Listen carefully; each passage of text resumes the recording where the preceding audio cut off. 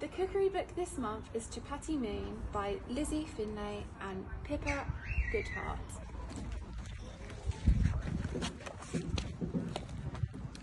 Mrs. Kapoor was hungry,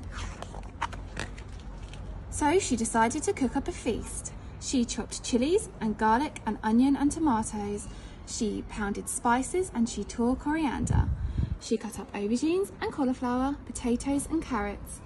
She pudded peas and wilted spinach. She scooped yoghurt and poured coconut milk.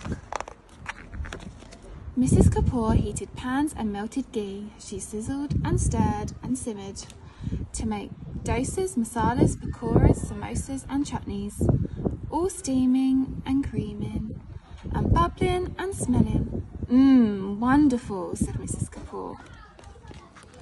She put the food into pots and onto plates with spoons and pickle prongs and a pile of napkins, all onto her hostess trolley. Then Mrs. Kapoor made chapatis. She mixed flour and water and shaped the dough into a ball. She rolled a chapatti flat and round, then put it into a big hot pan where it began to puff and crisp and turn wonderfully golden.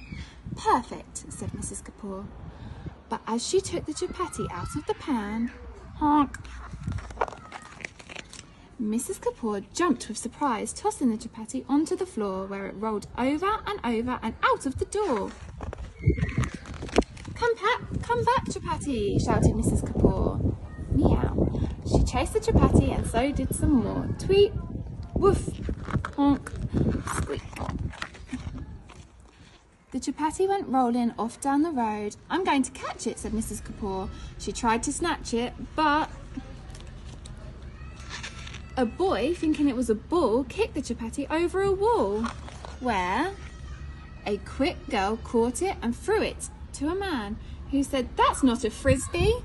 Then both of them ran after the chapatti, which came down to land in the marketplace, where it went bouncing and tripping and jumping and slipping and bumping and tripping and spinning.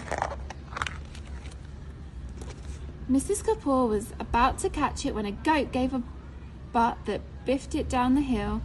It was racing away again until, "I'll ride my trolley," said Mrs. Kapoor, and off she went over lumps and bumps, lumpity bumpity, rattle and roll.